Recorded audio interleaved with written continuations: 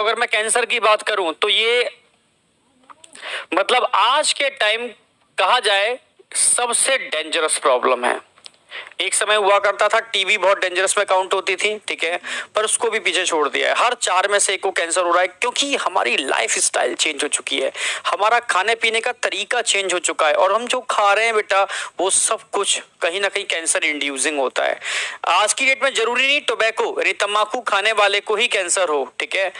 आप अगर सात्विक जीवन जी रहे हैं और कहीं ना कहीं आपका इम्यून सिस्टम कमजोर है, कहीं ना कहीं आप स्ट्रेस में हैं बहुत ज्यादा, आप प्रॉपर नींद नहीं ले रहे, तो ये सब चीजें कहीं ना कहीं आपके मतलब इनडायरेक्टली इम्यून सिस्टम को फोकस करती है और इम्यून सिस्टम वीक होने की वजह से, क्योंकि कैंसर को मारने वाला सिस्टम ऑलरेडी हमारे अंदर है भाई, नेचुरल किलर सेल आपको बताया था मैंने और टी लिम्फोसाइट दोनों ही एंटी कैंसरस होते हैं।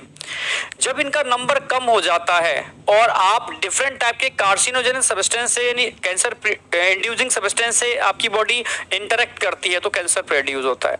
अब वो तो एटमॉस्फेयर को तो आप छोड़ नहीं सकते, डिफरेंट टाइप के पॉल्यूटेंट है, डिफरेंट टाइप की रेज है, ठीक है, डिफरेंट टाइप के कार्सिनोजेनिक सब्सटेंस आप इनटेक कर रहे हो इनडायरेक्टली और इनडायरेक्टली। तभी तो मैं बोलता हूं कि पीवीसी पॉलीविनाइल क्लोराइड आपको कम से कम ऐसी चीजें यूज करनी चाहिए जो पीवीसी और फूड का इंटरेक्शन, जैसे आप नंबर 1 पानी की बोतल, आप तो सभी लोग नहीं बिसलरी पीते हो या जो भी है, ठीक है।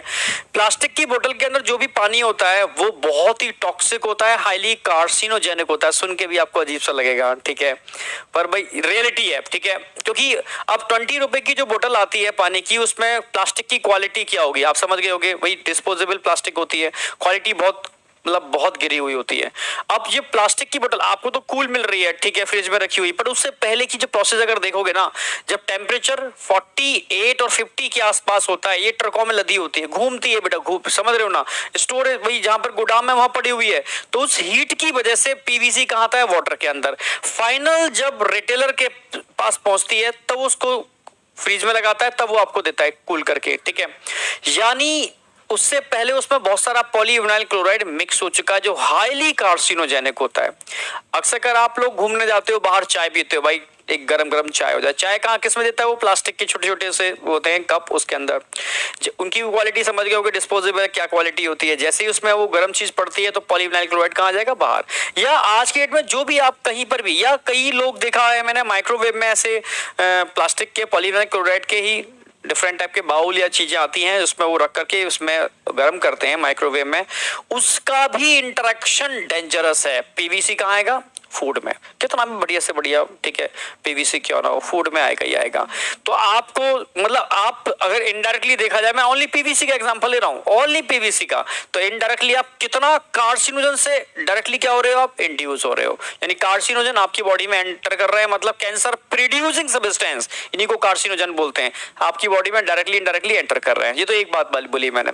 इसके अलावा आप जो फूड इंटेक कर रहे हो, जितना भी डिब्बे बंद वाला या पैकेट वाला फूड है, ठीक है, लाइक चिप्स, आप रूटीन में आप अक्सर कहीं घूमने जा रहे हो चिप्स परचेज करते हो, या बोतल या कैन या जितना भी ऐसा फूड जो डिब्बे में बंद है, सभी के अंदर पेस्टिसाइड्स पड़ते हैं, पता ही है आपको, बिना उसके वो सर्वाइव ही नहीं करेगा उसके अंदर, मतलब उसकी स्पॉइल होने की प्रोबेबिलिटी बढ़ जाएगी। तो ऐसे फूड को जब आप इंटेक करते हो तो कार्सिनोजन हाईली, मतलब देसी भाषा में कहा जाए तो कीड़े मारने की दवा, ठीक है, तो वो पॉइजन उसके अंदर है, वो डायरेक्टली बॉडी में एंटर करता है और कैंसर प्रोड्यूसिंग होता है, तो आप इनडायरेक्टली कैंसर प्रोड्यूसिंग सब्सटेंस तो ले रहे हो, ठीक है। यहां तक कि एग्रीकल्चर में भी हम बहुत ज्यादा यूरिया यूज कर रहे हैं और यूरिया भी कार्सिनोजेनिक होती है, ठीक है, पता ही आपको। तो इनडायरेक्टली आप इनडायरेक्टली बहुत सारा कार्सिनोजन, ठीक है, आप इनटेक कर रहे हो, ठीक है, और रेडिएशन तो बच ही नहीं रहे हो आप, ठीक है, रेडिएशन का एक्सपोज हो रहा है आपको, बहुत सारी रेडिएशन कार्सिनोजन होती है, तो इनडायरेक्टली आप नहीं बच सकते यार इससे, ठीक है। जो शहरों में रह रहे हैं वो तो बहुत ज्यादा ही मतलब कार्सिनोजन से इंटरेक्शन हो रहा है उनका। तो एक क्या काम कर सकते हो फिर भाई सर, कैसे बचा जाए, तो एक ही तरीका है, इम्यून सिस्टम को कमजोर मत होने दो, इम्यून सिस्टम को कमजोर मत होने दो, और इसके कमजोर होने की वजह से ही तो कोरोना हुआ और कई लोगों की जान गई, ठीक है। तो बस मैं यही कहूंगा, और ध्यान रखना ये सिलसिला रुका नहीं है, ये सिलसिला चलना स्टार्ट हुआ है, अभी माइक्रोवेव इन्फेक्शन और कैंसर का सिलसिला स्टार्ट हुआ है, आगे जाकर के सर्वाइबिलिटी उसी की होगी जिसका इम्यून सिस्टम बेहतर होगा। और इम्यून सिस्टम आपको सर क्या खाने से बेहतर होता है, क्या एक्सरसाइज से बेहतर होता है? नो डाउट खाने से और एक्सरसाइज से तो बेहतर होता ही है, पर क्या खा रहे हो, किस समय खा रहे हो, सब चीजें इसमें डिसाइड करती हैं। ठीक है, क्या चीज ऐसी है जो आपके इम्यून सिस्टम को बूस्ट करने का काम करती है, और आप क्या ऐसा भी खा रहे हो जो इम्यून सिस्टम सप्रेशर होता है, ये भी ध्यान रखना है आपको। ठीक है, पर इतने से क्या काम चल जाएगा ना, साथ में आपको स्ट्रेस फ्री रहना पड़ेगा, आपको प्रॉपर नींद लेने पड़ेगी।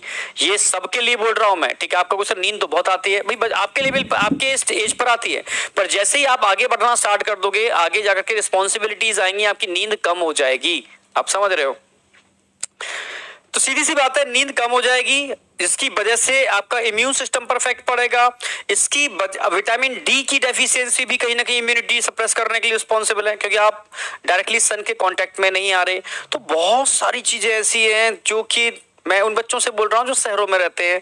ठीक है, मतलब सन का इंटरेक्शन ही नहीं है एक तरीके से, मानो। ठीक है, और हाँ, ग्रामीण क्षेत्र में बच्चे हैं, ठीक है, वो अच्छी, वही एक अच्छी लाइफ जी रहे हैं, मान के चलो, बाकी तो कुछ सब कचरा लाइफ है। ठीक है, तो सीधी सी बात है, आपके इम्यून सिस्टम को बूस्ट करने के लिए सन का इंटरेक्शन जरूरी है, जो विटामिन डी और डिफरेंट टाइप के इम्यून सिस्टम को एक्टिवेट करता है।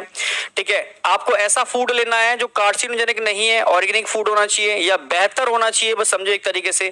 उसमें इम्यून सिस्टम बूस्टर भी होने चाहिए, और आप जानते हो इम्यून सिस्टम बूस्टर बहुत सारी चीजें हैं, जैसे मैंने हल्दी की जिक्र किया है, इम्यून सिस्टम बूस्टर है जो नेचुरल किलर सेल और टी लिम्फोसाइट के नंबर को बढ़ाता है।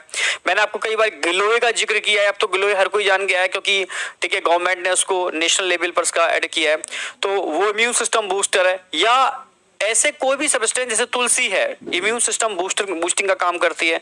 तो इन सबको आपकी डाइट में कहीं ना कहीं डायरेक्टली इनडायरेक्टली ऐड करना पड़ेगा। ठीक है, अच्छा खाना खाना है, पैकिंग वाले फूड को कम से कम यूज करना है। ठीक है, पीवीसी से बच के रहना है। अब आपको सर करें क्या, जिए ना जिए, मैं इसलिए बोल रहा हूं, अब जियो, लॉन्ग टाइम जियो, हेल्दी जियो, इसलिए सारी बातें कर रहा हूं। ठीक है, ये नहीं कह रहा कि ये करो, आप समझ गए ना मेरी बात, मैं ये नहीं कह रहा कि आपको समझदारी से काम करना है। ठीक है, एंजॉय करो, सब कुछ करो, पर समझदारी से। हाँ, फिर भी आप एक्सपोज से नहीं बचोगे तो उसके लिए क्या करना होगा, आपको टी लिम्फोसाइट और नेचुरल किलर सेल का नंबर मेंटेन करना पड़ेगा बॉडी के अंदर। इसके लिए मैंने बताया स्ट्रेस से फ्री रहो, स्ट्रेस से फ्री रहो, क्योंकि स्ट्रेस की वजह से स्ट्रेस हार्मोन कॉर्टिसोल रिलीज होता है, और कॉर्टिसोल इम्यूनिटी सप्रेसर होता है।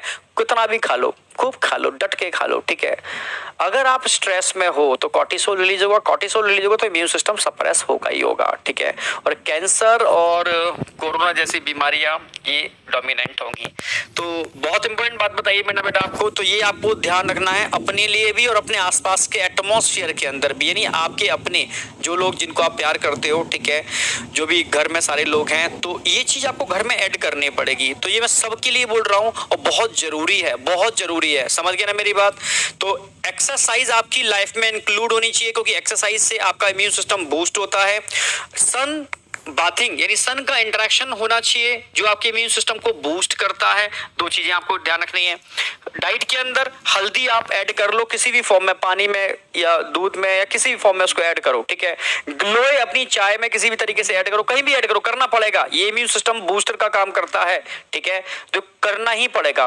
तुलसी आप अपनी कहीं ना कहीं किसी भी फॉर्म में, तुलसी ड्रॉप की फॉर्म में, तुलसी लीफ की फॉर्म में अपनी डाइट में ऐड करो। ठीक है, ये जरूरी है, ये इम्यून सिस्टम बूस्टर आपके रूटीन लाइफ के अंदर होने चाहिए। जितने भी पैकिंग वाला फूड है उसको कम से कम यूज करो। ठीक है, पीवीसी का यूटिलाइजेशन बिल्कुल बंद कर दो। ठीक है भाई, माइक्रोवेव के लिए यूज करना है तो ग्लास के वेयर आते हैं, ठीक है, बाउल आते हैं, उनको यूज करो। ठीक है, कहीं पर भी बाहर जा रहे हो तो कांच के कप में या मिट्टी के कप जो आते हैं, कुल्लर यूज करते हैं उसके लिए, उनको आप यूज करो। कहीं पर भी आपको थर्माकोल या पीवीसी वाला कोई भी चीज दिख रही है उसको डिस्कार्ड करो। ठीक है, तो ये आपको अवेयरनेस लानी पड़ेगी। ठीक है, इस अवेयरनेस से ही आपको लाइफ अपनी, समझ रहे हो ना, एक रूटीन में लेकर के आना है और तब जाके काम बनेगा। ठीक है, तो कहीं पर भी आपको ऐसे लोग दिख रहे हैं जो फ्रूट्स को, ठीक है, मेंटेन करने के लिए कुछ केमिकल उस पर कोट करते हैं, वो हाईली कार्सिनोजेनिक होते हैं, तो उनसे बचो। ठीक है, चमक से बचो, क्योंकि चमक जहां पर होगी वहां कुछ ना कुछ गड़बड़ होगा। ठीक, सीधी सी बात है। तो ऐसे फ्रूट्स आते हैं जो बहुत रफ होते हैं, बहुत ज्यादा ग्लो नहीं करते, समझ लो वो ठीक है, कहीं उस पर केमिकल उस पर कोट नहीं किया गया है। ठीक है, तो बहुत सारी चीजें ऐसी है, अवेयरनेस चाहिए आपको, बहुत सारी। ऑर्गेनिक फूड यूज करो। ठीक है, जो किसान है वो अपनी सॉइल की फर्टिलिटी को, क्योंकि आप समझ रहे हो जैसे अभी एक मुझे बोल सकता हूं मैं आपको भी, क्योंकि सेफ सॉइल, ठीक है, एक प्रोग्राम सदगुरु ने चालू किया है, ठीक है, क्योंकि उनके हिसाब से आगे आने वाले टाइम के अंदर सॉइल की फर्टिलिटी खत्म हो जाएगी, सॉइल डेड हो जाएगी, और सॉइल अगर डेड हो गई तो फूड कहां से जनरेट होगा? पॉपुलेशन बढ़ रही है, फूड की, समझ रहे हो, क्रॉप कल्टीवेशन रिड्यूस हो रहा है, तो इसको सेव करना है, ठीक है। उसका पूरा एक आपको समझाऊंगा कभी, ठीक है, वो यहाँ टॉपिक से हट जाएंगे, ठीक है। तो सीधी सी बात है, आपको ऑर्गेनिक, इसीलिए मैं टर्म यूज किया यहाँ पर ऑर्गेनिक फूड, ठीक है। जो भी बच्चे ग्रामीण क्षेत्रों से बिलोंग करते हैं वो अपने पेरेंट्स से बोलेंगे कि टाइम टू टाइम उनके खेतों पर भाई यूज करो फर्टिलाइजर, में मना नहीं कर रहा, पर एक साइकिल के बाद, एक पर्टिकुलर टाइम के बाद ऑर्गेनिक फर्टिलाइजर एक बार जरूर यूज करो, ठीक है, क्रॉप के अंदर, जिससे कि उसकी फर्टिलिटी मेंटेन रहे, ठीक है।